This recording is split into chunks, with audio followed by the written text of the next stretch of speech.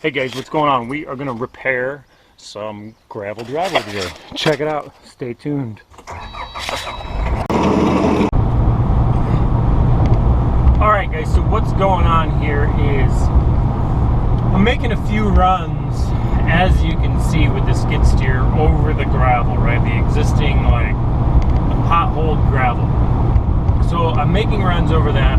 What I'm doing, I'm using the Harley rake right now in this stage of basically redoing this road without bringing in any new gravel. They just want me to reuse what was there. And in most cases, you can get by with that on existing gravel roads, driveways or whatever. In some cases, it is much better to bring in new gravel. So the deal is I'm running over this and I'm going really slow and letting the Harley rake chew it up as much as possible and really till up and bring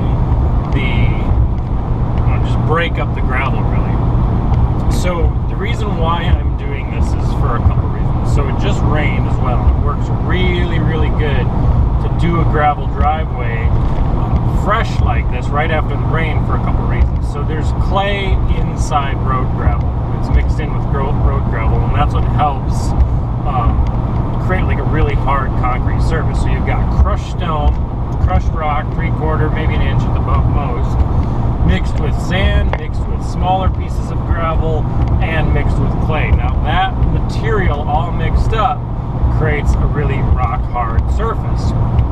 Now if you do this when it's dry out, what happens is there's not enough moisture inside the material, and that clay will actually like dust off. You'll lose a lot of the clay when you're doing this. So really important to do this when it's fresh after rain. You don't want to do it like when it's saturated either, because then you just create a muddy mess and you can't pack it, and it's just more of a mess. So we hit it right after rain. I think it rained all the night before, and I came out around 3 o'clock in the afternoon. So it's been about 10 hours since it had stopped raining. Perfect time to do this drive.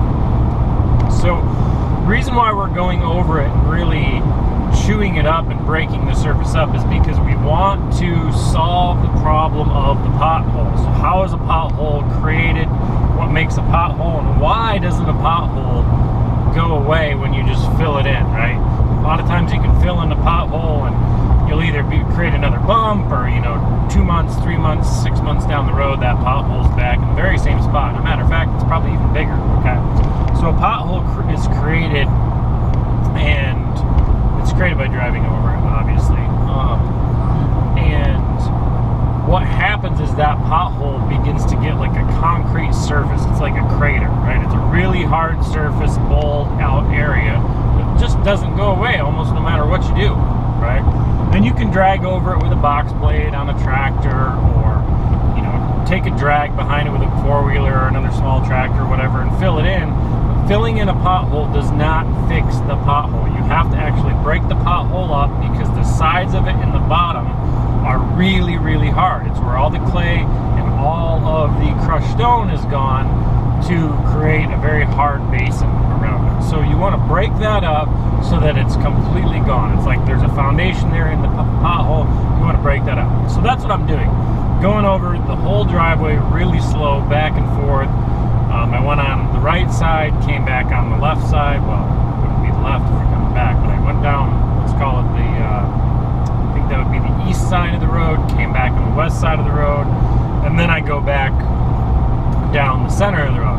Now I did this a few times to really till up and bring up any good gravel, any unused gravel, untouched gravel from the bottom up to the top, and tilled it all in. So once I've tilled it all in, or tilled it all up I should say, then I'll go over and re-smooth it with the Harley rake. So I'll fine grade it to get all the bumps out, and I'm not using the float on the machine. I just don't like floating the machine. For whatever reason, I feel like I lose control, or as I lose more control when I float it. So I'm consistently feeling where that Harley rake is at and how it's acting as far as pushing the material. And then I'm watching it too. I'm watching how much material I'm pushing, where it's going, and what I want it to do.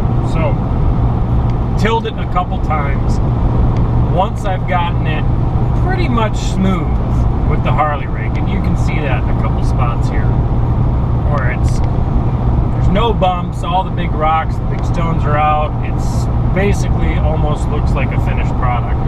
What I ended up doing, and I kind of was experimenting a little bit with this, so I got in the truck and I just drove the truck up and down the road. It's kind of a sneaky way to pack it, because it's really good to pack it. They didn't want to do the packing because it would have been more money. I said, all right, we won't have to pack it if you don't want it. But I thought, you know what, I want to pack this anyways, so what's the best thing I have to pack this with, and have the truck. So I drove the truck over all of it, back and forth, took like 15 minutes, no worries. Then, towards the end, I thought, man, there's got to be a better way to even make this like smoother and harder. And when I was pretty meticulous on it, when I say smoother, I mean, it was good even after I packed it with the truck. But so what I did, and you can see it at this part here, is I actually took the edge of the bucket with the skid steer, and I just go down the whole road back and forth. And what I'm doing two things. One, I'm using that front edge of the bucket, the cutting edge, to just cut any small little bumps that may be there. And it also, if it doesn't cut it, I've got down pressure going on the bucket, so that I'm also packing it a little bit with the front of the bucket, the back edge of the front of the bucket. You can't see that, but that cutting edge is about, I think it's like 8 inches thick, 8 inches long, wide, however you want to look at it. The width of the bucket is like 6 feet, but there's a width to that cutting edge. So that back side of the cutting edge is actually also like smoothing it out, flattening it, and adding just a little bit more compaction to it. So I did that. It worked really, really well. And after I did that with the bucket, man, it turned out like glass. It was super smooth. I drove over it a couple times just to really see how it turned out. And that's the other thing I like to do. You can find great things in grade driveways and gravel, and it all feels good and it looks good on the machine. But once you drive a car over it or a truck, which really at the end of the day, that's what it matters. How does it feel for the homeowner in their car, their truck, or their vehicle? You can pick up a lot more feeling how it actually handles in the vehicle. So I always like to get out and actually drive it and just see how it works that way. So got out after I hit it with the bucket, worked out really good that way to pack it with the truck, and then go over with the bucket and just smooth everything out. And also with the bucket too, there were a couple spots. There were 2 spots on the end of the paved road to the private dirt road that I filled in with a little bit more gravel because there were some bigger potholes there, and I drove over it just to pack that all in and down. So those spots were still high, and I just came off the gravel and cut that with the edge of the bucket. And you can't do that with a Harley rake, because a Harley rake can't chew up gravel or asphalt. So that worked really well there to make a nice smooth transition from going from asphalt to the gravel. And then I did that again on a paved section of a driveway at one of the houses that we cleaned up her gravel little approach.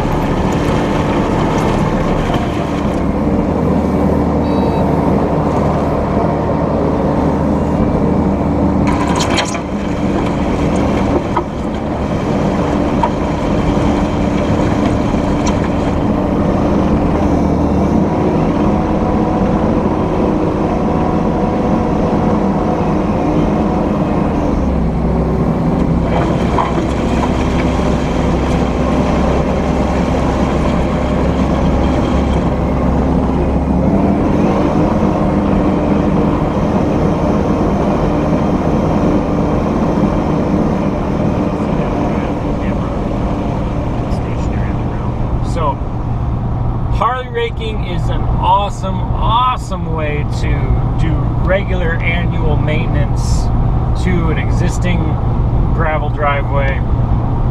It's fantastic to use as a fine grading tool for new gravel driveways, and it works just fantastic. So